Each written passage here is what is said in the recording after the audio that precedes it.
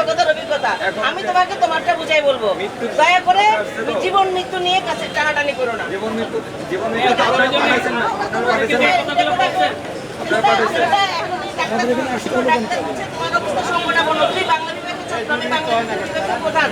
তোমার দাবি গভর্নমেন্ট সরকারের কাছে, রাষ্ট্রের কাছে দাবি করেছে, রাষ্ট্র তোমাদের দাবি বুঝিয়ে বলবে। আমি সাধারণ শিক্ষক, আমি তোমাদের দাবির পক্ষে বলতে পারি না। তবে আমার ছাত্র যখন অসুস্থ তখন আমি বেরিয়ে আসছি। ডাক্তার যখন বলছে সে অবস্থা খারাপ, আমি তাকে হাসপাতালে পাঠাতে বলছি। কেন আমি আসি নাই? ম্যাম ওই যে বেলাল ম্যাম, আমি গতকাল ওকে হাসপাতালে গিয়ে দেখে আসি নাই। হ্যাঁ ম্যাম দেখছেন। আমি নিজে ওকে শার্ট পরাই দেই নাই, এই শার্ট আমি নিজে পরাই দেই নাই। তুমি আবার কি বলতে চাচ্ছ? হ্যাঁ বলো।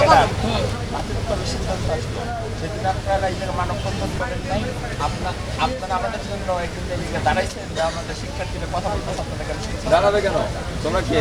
শুনো, তোমাকে বলি, আমাদের মন্ত্রণালয় যেখানে তোমাদের দাবি পূরণ হবে। আপনারা একটা বিবৃতি দিতে পারেন আমাদের শিক্ষার্থীদের জীবন সংকটে। আমরা ইউজিসিতে শুনো সব কথা তোমরা জানো না। আমরা ইউজিসিতে গেছি, আমাদের কথা আমরা বলছি। চাকরি কারোটা যাবে না, আমরা বিসিএস ক্যাডার, আমাদের চাকরি কেন যাবে? তোমাদেরকে না পড়ানো পড়াবো। আচ্ছা ঠিক আছে বাবা, তুমি তোমার কথা বলছো, আমি একটু বলি। আপনাদের এই সিস্টেম আর লাগবে না, আমরা তো দরকার নাই। আন্দোলন চালিয়ে যাবেন। আমি তো অনশন থাকবে, আমাদের আন্দোলন চলমান থাকবে যতক্ষণ না পর্যন্ত রাষ্ট্র ঘোষণা দিচ্ছে তুমি বিশ্ববিদ্যালয় হিসেবে। তোমাদের আন্দোলন কি যৌক্তিক কি অযৌক্তিক এটা তোমরা রাষ্ট্রের কাছে দাবি করেছো, দাবি করে আসছি। আমাকে একটু বলতে দাও। তুমি বলেছো এতক্ষণ শুনেছি, তোমরা বলেছো এতক্ষণ শুনেছি, এখন আমি বলছি তোমরা একটু শোনো। তোমরা রাষ্ট্রের কাছে তুমি বিশ্ববিদ্যালয় চেয়েছো, তোমাদের আবেদন রাষ্ট্রের কাছে বলেছো, রাষ্ট্র তোমাদের দাবি যৌক্তিক কি অযৌক্তিক সেটা রাষ্ট্র নির্ধারণ করবে।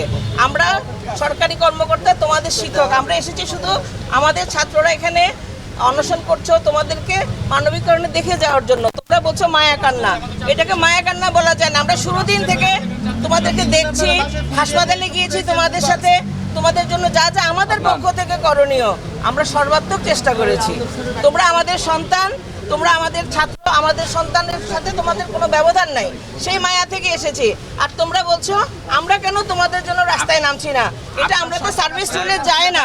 ওনারা কি দাবি করে? আমরা অভিভাবক, তোমার বাবা মায়ের মতো হলে আমাদের পাশে আইসা বসতো না, বসে জাফর ইকবাল মতো আইসা মধু খাওয়াইতে চাই। তোমরা মধু খাও, তোমাদের আন্দোলন পরে দেখা যাবে।